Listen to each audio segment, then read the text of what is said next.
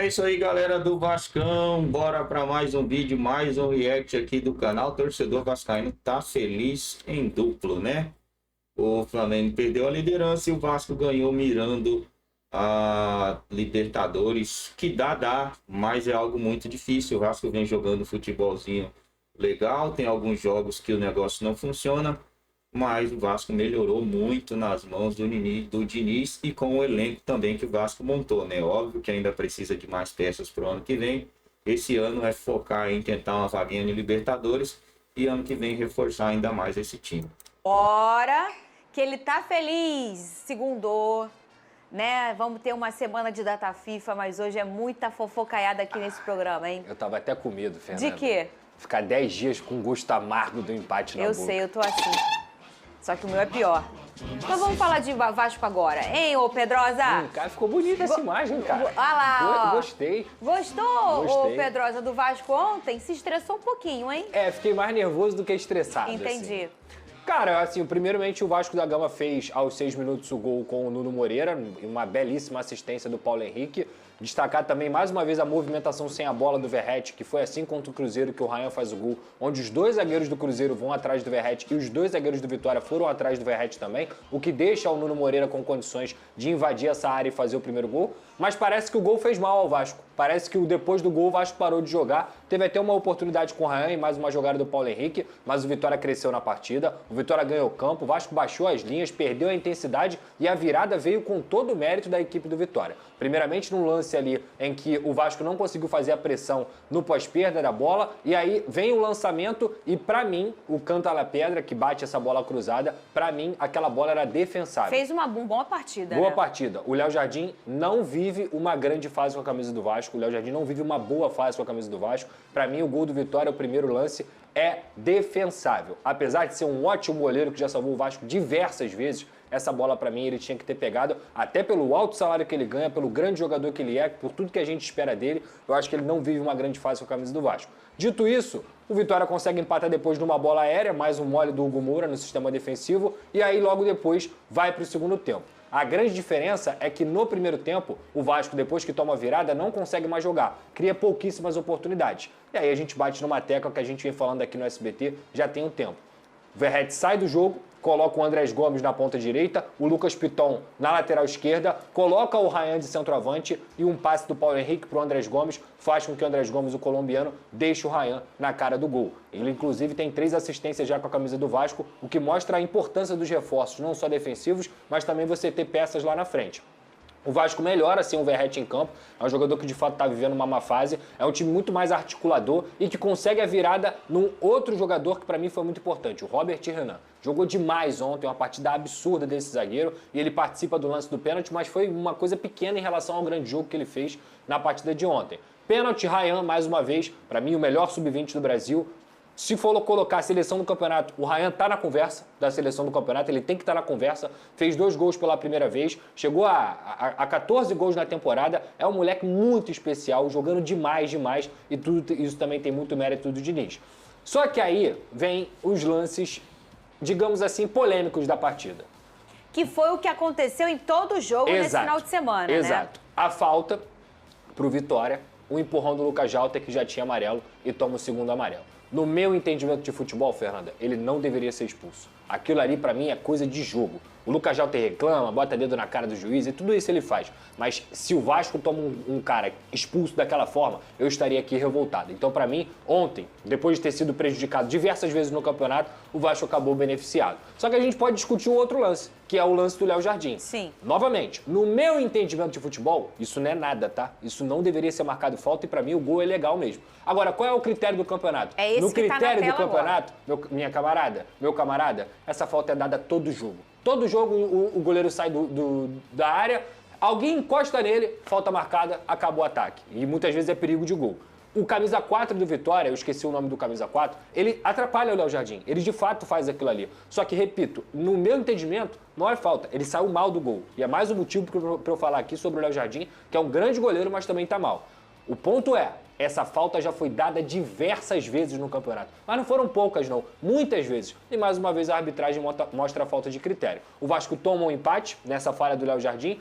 E aí o Diniz começa a colocar atacante. bota o Matheus França, bota o David, já tinha colocado o Lucas Piton, coloca o Coutinho para jogar praticamente de volante. Camisa 5, Camisa né? 5 praticamente, e libera o Robert Renan. O Vasco estava atacando praticamente com todos os jogadores. E foi premiado justamente com a entrada do GB, um garoto que quase foi vendido ao Fenerbahçe, só não foi vendido porque lá ele foi reprovado nos exames médicos. O Vasco retorna com ele, prepara o GB, o Diniz dá confiança para ele e ontem ele entra para fazer o gol. Mais um garoto forjado no Vasco da Gama, que até pouco tempo estava nas arquibancadas torcendo pelo Vasco e dessa vez ele está lá dentro fazendo um gol. Então isso mostra como a base do Vasco é forte e o Vasco, se eu já tinha falado que não tem que olhar lá para baixo, abre 8 pontos do Z4 e fica muito mais próximo da parte de cima do que da parte de baixo. Então o campeonato do Vasco é esse, ficar entre os 10 e se preparar para a Copa do Brasil em dezembro. E o técnico Fernando Diniz saiu em defesa do goleiro Léo Jardim, depois das falhas e as vaias da torcida. Cadê?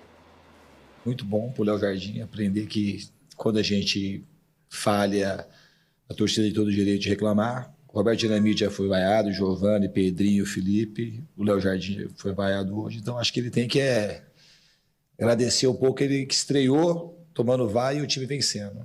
Todo goleiro que é muito bom, todos eles, o Dida, o Tafarel, o Marcos, o Rogério Ceni, goleiro bom, sempre em algum momento vai falhar. E na maioria deles, quando eles são muito bons, quando eles falham, geralmente não é falha que gera derrota. Então, acho que ele falhou hoje, a gente conseguiu fazer os 4 gols. E ele tem um crédito imenso, e eu sei que a torcida sabe reconhecer. As vaias, elas são sempre, tem que ser sempre bem entendidas, mas o Léo Jardim, ele tem um crédito com a torcida do Vasco muito grande. E tem mesmo, hein, Vene Casagrande? Boa tarde para você. Boa tarde, Fernandinha. Boa tarde, Pedrosa. Eu concordo com o Fernando Diniz. Acho, sim, que ele falhou. Mas, assim, todo jogador vai falhar em algum momento. A sorte do Vasco é que ele falhou justamente num jogo que o Vasco conseguiu a vitória. E, assim, não adianta vaiar o jogador. Já falei sobre isso aqui. Eu sou totalmente contra a vaia durante a partida. Acho que não vai ajudar em nada. Muito pelo contrário, vai atrapalhar. Mas não sou sommelier de torcedor. O torcedor pagou o ingresso, faz o que bem entender. Mas concordo com todos vocês, ele falhou, acho que um goleiro do nível dele não pode tomar um gol como esse. E se a gente está dizendo que ele falhou, é porque justamente a gente espera muito mais dele. É pela qualidade que ele já apresentou em outros momentos com a camisa do Vasco. Mas para mim nenhum absurdo, falhou, tem que sair do time, não, nada disso. Pelo contrário, é um jogador que tem muito crédito, com certeza vai voltar a fazer boas atuações, vai salvar o Vasco novamente em alguma outra partida e vai voltar a ser elogiado, como já foi em outros momentos. Mas, ao invés de falar do jogador que falhou, eu quero falar de um outro jogador que hoje é jogador de seleção brasileira, que é o Paulo Henrique. Está jogando muita bola e foi convocado para a seleção brasileira com muito mérito. Vamos mostrar embora a arte aí que ele foi convocado? Embora Tem tenha aí, sido né? chamado após a lesão de um jogador, Tá aqui que no na caso tela. Wesley, lamentavelmente, mas pelo menos ele foi convocado. Não é jogador de Copa do Mundo. Tudo bem, ele vai ter história para contar para os filhos dele, para os netos dele, que um dia ele foi convocado para a seleção brasileira e de uma maneira extremamente justa. É um jogador que vem jogando muita bola, inclusive jogou muita bola contra o Vitória. Jogador importantíssimo ao Vasco da Gama. Então quero elogiar a partida do Paulo Henrique. E sobre o Léo Jardim, só para encerrar esse assunto, é passado. Eu acho que ele falhou naquele momento ali, vida que segue. Em algum momento ele vai voltar a jogar bem. E o Paulo Henrique, parabéns a ele pela convocação, porque de fato estava merecendo ser chamado pelo técnico Ancelotti, independentemente se vai estar na Copa ou não, mas hoje é meritocracia. Se hoje na posição a gente está falando que ele é um dos melhores de futebol brasileiro, por que não convocá-lo? E ele está lá atualmente. E já tem um tempo que você está pedindo a convocação dele aqui, hein, Pedrosa? Cara, é porque, Fernanda, o Paulo Henrique, ele, diferentemente de muitos jogadores que são convocados, ele não tá jogando bem há 2 meses, há 3 meses. O Paulo Henrique, ele joga bem dentro do futebol brasileiro desde 2023. E aí eu acho realmente que você tem que ter um tempo maior de maturação. 2024, olha o ano inteiro do Paulo Henrique, ótimo. Entra 2025, olha o ano inteiro do Paulo Henrique, ele continua ótimo. Aí o Paulo Henrique é o jogador que mais participa na posição dele de gols, é o jogador que mais tem desarmes, é o jogador que mais vence duelos, é o jogador... Você olha todos os números, tá o Paulo Henrique em primeiro. E tem um ponto, Pedrosa. Então, ele assim, joga num time que hoje, tudo bem, hoje ele tá um time mais organizado. Mas pega o primeiro semestre do Vasco da Gama, ele jogava numa equipe totalmente desorganizada. Imagina o Paulo Henrique jogando numa equipe organizada, com um treinador desde o primeiro momento. Sim. Então, assim, é um jogador que merece muitos elogios. Eu acho que a convocação dele culmina com o bom momento que o Vasco vive. Ele está sendo convocado porque ele está em evidência com a melhora do Vasco.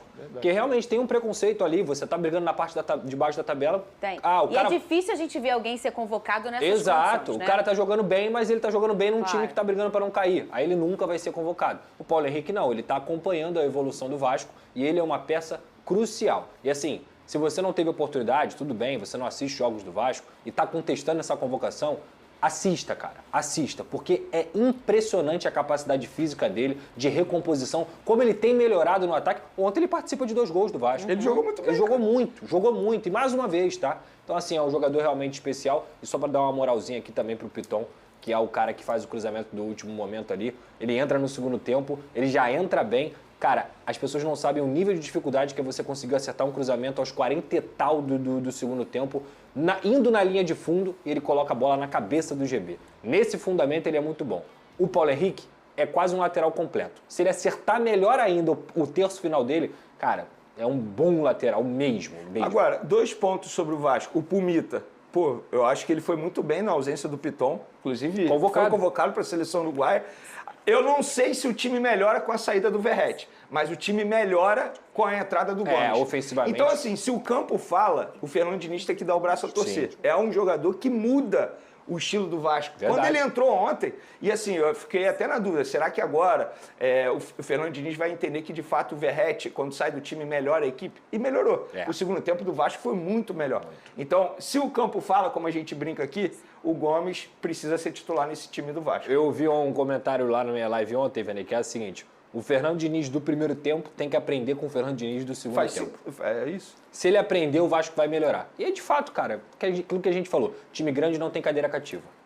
Mas às vezes essa coragem, esse tipo de coragem dele, né, nem sempre dá certo, né? Porque esse movimento que ele fez no final, de tira todo mundo, bota todo mundo pra frente, isso é algo muito comum na questão do Diniz. E um ponto que eu acho que poderia ter acontecido, se ele tinha o Piton aí pra jogar um tempo, vamos dizer, e ele tem um Verratti que é a grande dupla do Piton. Eu já sei o que você vai falar. Por que ele não começou Botou os dois com o Piton? juntos. Eu pensei a mesma coisa. Né? Porque na hora que ele tira mas se o ele Verratti... começa com o Piton, aí ele rasga a meritocracia. O Piton não merecia voltar como titular. Então começasse, depois colocasse o Verratti. Entende o que eu tô querendo dizer? Esse é o Não, mas aí o Verratti não ia ter como entrar no segundo tempo. Não era jogo pra ele. Mas vocês estão entendendo o que eu tô querendo dizer? sim, Na hora sim. que sai o Verratti, entra o pensei Piton. isso. E a gente sabe que eles são a grande dupla ali. Sim. A gente entende, como a gente sempre falou do Marlon Freitas e do Gregory, e agora o Marlon tá tentando aprender a viver sem o Gregory, né? Mas como era essa dupla? Era uma dupla impecável. Sim. E o Verratti com o Piton, gente, é a mesma coisa. Mas eu tenho uma opinião sobre isso. A gente não pode pensar que o Verratti só vai jogar bem quando o Piton estiver em campo. Mas pode ajudar nessa... Ele não Claro. vive uma boa fase. Não, sim, claro. Pode dar um up, né? Não, claro, até porque foi uma parceria Ele não de vive uma sucesso. boa fase, Ele não o vive uma Verratti, boa não fase, vive. mas assim, ontem era jogo para ele tentar mostrar que ele pode continuar a ser titular. Eu já tenho uma opinião diferente, eu já estou mudando um pouco de opinião. Eu antes achava que o Verratti tinha que continuar sendo titular. Agora, depois do segundo tempo do Vasco, o Gomes tem que ser titular. No lugar de quem? Você vai tirar o Nuno Moreira? Você não vai tirar. Você vai tirar Coutinho? Não. Você vai tirar o Ryan? Óbvio que não. Verratti, sobrou para você. Ele não vive uma boa fase. Gente, todo mundo que joga em time grande não pode ser encarado como um cara de cadeira cativa. Isso não quer dizer que a gente tem que desrespeitar o Verratti, que a gente tem que tirar o Verratti pra... Nada disso. O Verratti é um excelente jogador, ele vai voltar a ser o jogador que a gente espera que ele seja. Mas ele tem que sentar no banco até para ser uma arma no segundo tempo. Exemplo, se tivesse começado como você sugeriu, Fernanda, sem o Verratti, no segundo tempo, do jeito que o jogo estava se desenhando, eu acho que ele poderia entrar e ele poderia fazer gol como o GB fez, entendeu? Ele talvez estaria no lugar do GB. Exato, Pode ser. Esse que é o ponto. Então, assim, é uma conversa que, e até informação isso, o cara que dá a palavra final e é o mais resistente contra isso é o Fernando Diniz. A comissão conversa, todo mundo conversa, e essa opção, tal. Ele tem insistido no Verratti para dar confiança ao Verratti. Acho justo, mas assim, o campo tá falando já tem um tempinho. Então ele tem que escutar o campo, cara. Muito bem, olha aí, com 2 jogadores expulsos, o Flamengo perdeu pro Bahia. É isso aí, galera. Vitória muito importante pro Vasco, deu aquela subidinha na tabela, tá olhando para outras coisas agora, né? O torcedor ficou meio frustrado ali na revira-vira, desvira, revira, né? O Vasco, mas no final das contas deu tudo certo, saiu com a vitória. Começou o jogo já, o Vasco fez 1-0 aos 6 minutos, falou, opa, vai ser uma sonora, né? Aos 26, gol dos caras, aos 34, gol dos caras de novo. Aí o Vasco vai lá, Ryan empata, Ryan de novo de pênalti, vira. Vasco, 4 minutos depois, toma mais um gol. E nos acréscimos ali, o GB fez o quarto gol da virada. E o Vasco conseguiu mais 3 pontinhos aí nesse campeonato brasileiro. Agora vamos dar uma olhadinha aqui na tabela de classificação para a gente ver como é que o Vasco tá, o que tem de projeção, né? O Vasco hoje, com 27 jogos, 33 pontos. Ele está a 10 pontos do primeiro time na zona de classificação para a Libertadores.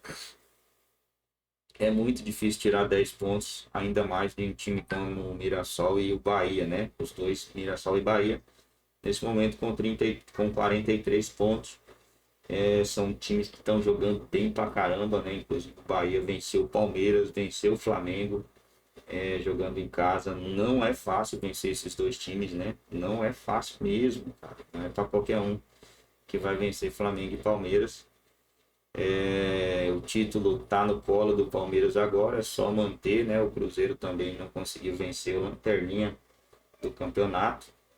O Campeonato Brasileiro é um campeonato muito difícil, você precisa de contar com sorte, juntamente com talento e tática, né? Não é só uma coisa, não é só ter talento, só ter um bom time, igual lá na Europa. Se tiver um bom time lá, você faz estrago. Aqui não. O futebol brasileiro é muito equilibrado, é muito difícil. O Vasco enfrenta agora, vamos ter uma pausazinha aí, né? Enfrenta o Fortaleza no dia 15, o Fluminense dia 20, dia 26 o Bragantino fora de casa, dia 2 encerra o mês ali no dia 26, né?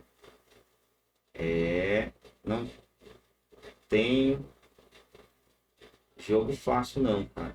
Não tem jogo fácil, né? Que tem que contar um pouco com a sorte e com o talento. Aí no dia 10/12, caramba, 10/12, enfrenta o Fluminense pela Copa do Brasil. O segundo jogo será em São Januário.